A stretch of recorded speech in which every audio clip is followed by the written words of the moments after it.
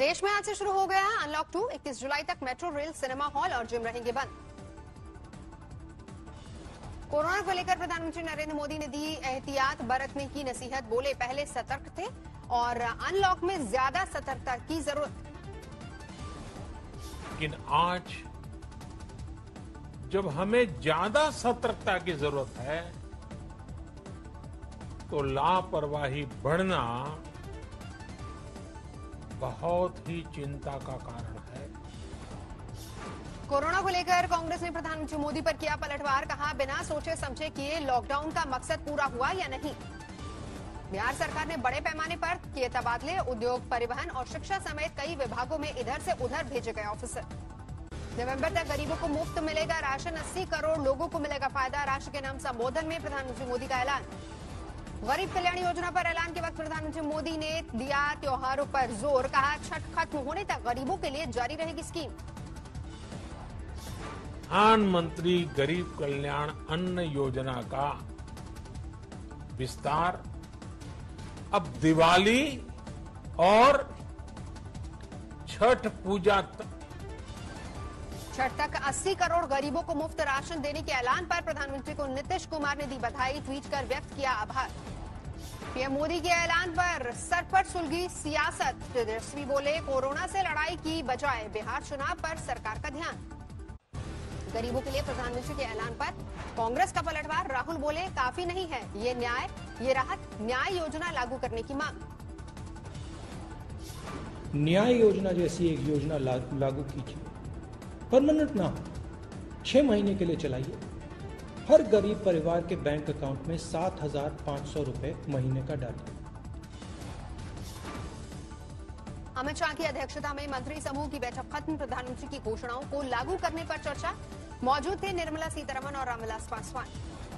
PM Modi ने अपने संबोधन में नहीं लिया चीन का नाम। आत्मनिर्भर भारत और वोकल फॉर लोकल का दिया संदेश।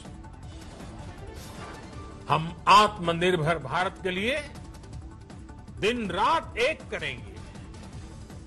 हम सब लोकल के लिए वोकल होंगे। पीएम मोदी के संबोधन पर राहुल का शायराना वार। लिखा तू इधर उधर की न बात कर, ये बता काफिला कैसे लूटा। पीएम के संबोधन पर असुद्दीन ओवैसी ने भी उठाए सवाल। कहा बोलना था चीन पर, बोल गए चना पर।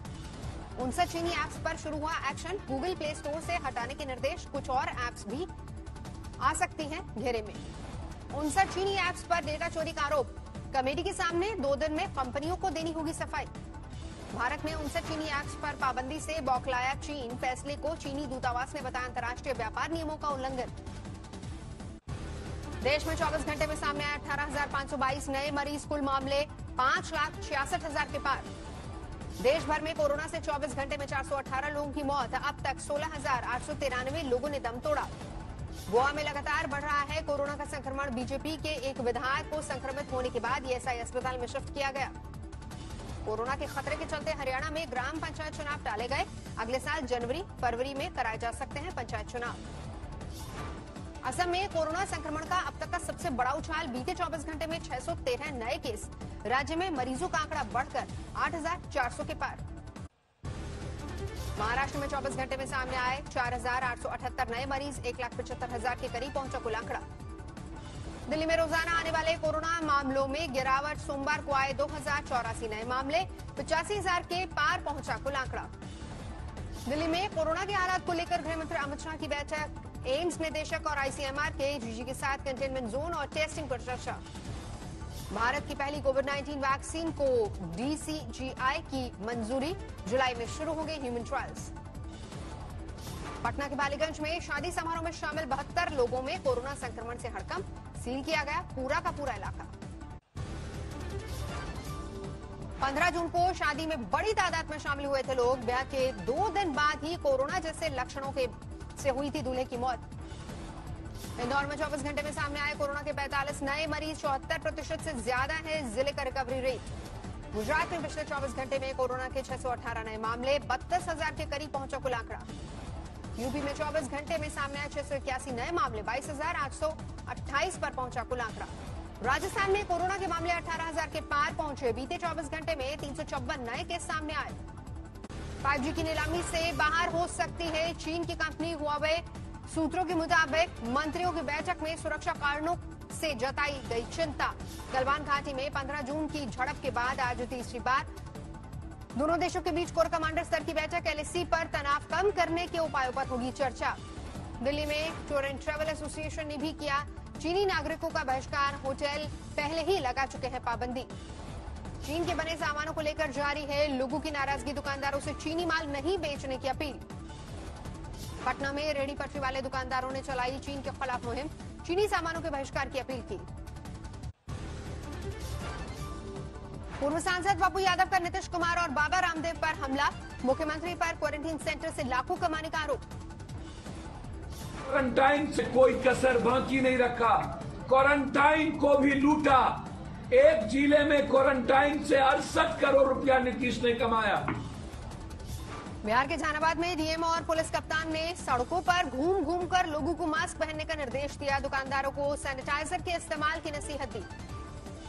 बिहार के छपरा में आकाशीय बिजली गिरने से 5 की मौत। राज्य सरकार ने सभी मृतकों के परिजनों को 4-4 लाख के मुआवजे का ऐलान किया। गाजियाबाद के इंदिरापुरम में एक स्कूल ने 4 दिन का नोटिस देकर 30 टीचर और 40 कर्मचारियों को निकाला। पीड़ितों ने जिला प्रशासन से लगाई गुहार। राजस्थान के जालौर में 2 सगी बहनें फांसी लगाकर की आत्महत्या। सुसाइड नोट में पड़ोसियों और रिश्तेदारों पर परेशान करने का आरोप लगाया। जींद में 2 पुलिसकर्मियों की हत्या करने वाले बदमाशों से पुलिस की मुठभेड़। 1 बदमाश को किया ढेर, 1 जख्मी। सब इंस्पेक्टर समेत 4 पुलिसकर्मी घायल। सिद्धार्थनगर में शराबी पिता ने 3 साल की बच्ची को पटक पटक कर मार डाला। हत्या के आरोपी पिता की तलाश में जुटी पुलिस। बेंगलुरु में अस्पताल में बेड नहीं मिलने पर 52 साल के शख्स की मौत। घर वालों ने कहा मानवता मर गई। देवरिया के भटनी थाने में तैनात दरोगा सस्पेंड। महिला फरियादी ने अश्लील इशारे करने का वीडियो बनाकर किया वायरल।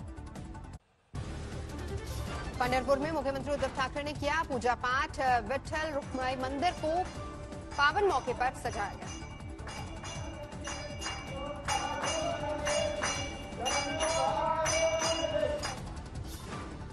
संत ज्ञानेश्वर और संत तुकाराम की प्रतिमा पंढरपुर लाई गई। इस बार कड़े नियमों के चलते यात्रा में सीमित भक्तों को मिला प्रवेश। कांवड़ यात्रा के लिए फरीदाबाद पुलिस ने जारी की एडवाइजरी। कोरोना के चलते श्रद्धालुओं से यात्रा नहीं करने की अपील।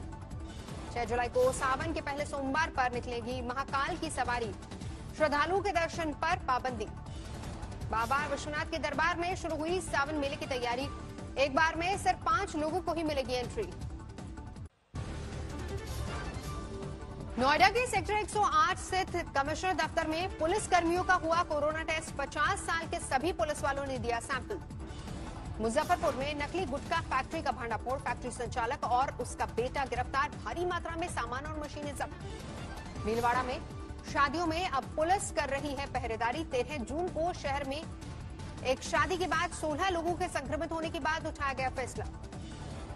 रामगढ़ में आर्थिक तंगी के कारण सड़क किनारे सब्जी बेचने वाली एथलीट गीता का मुख्यमंत्री हेमंत सोरेन ने लिया संज्ञान। डीसी ने सौंपा 50,000 का चेक।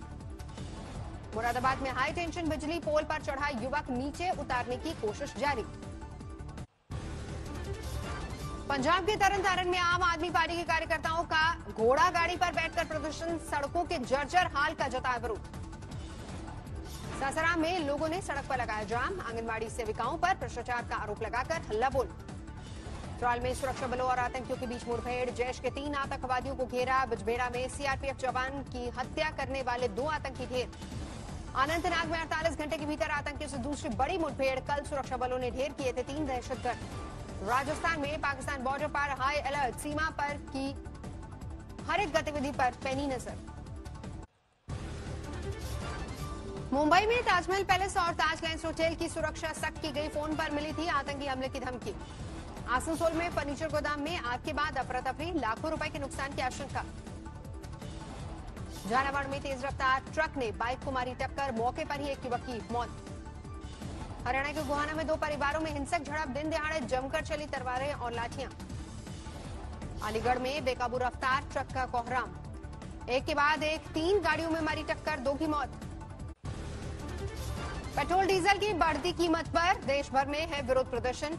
रायपुर में कांग्रेसी कार्यकर्ताओं ने ट्रक को रस्सियों से खींचा। विजयवाड़ा में लेफ्ट दलों का मोदी सरकार पर हल्ला बोल। डीजल पेट्रोल के दाम में बढ़ोतरी के खिलाफ नारेबाजी।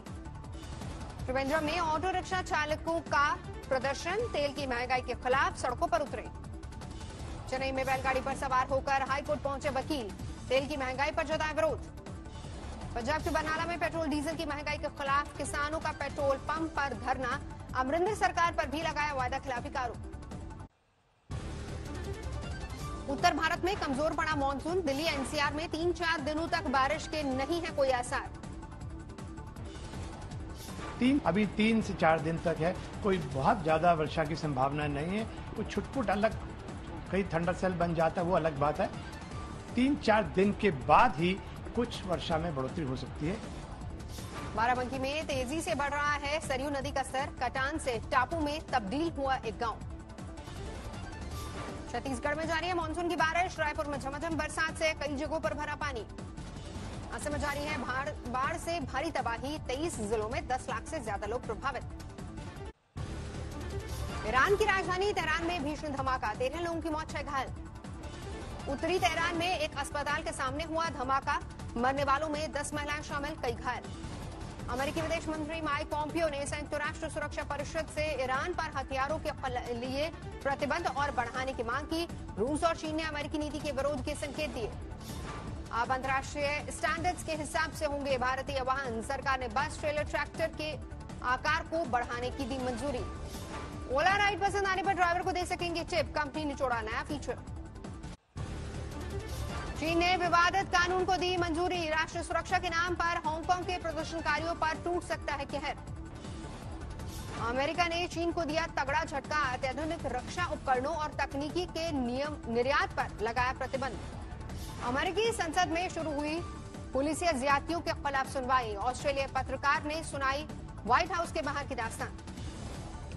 टर्की के समंदर में डूबते जहाज से 35 प्रवासियों का रेस्क्यू, 4 लोगों की तलाश अब भी जारी।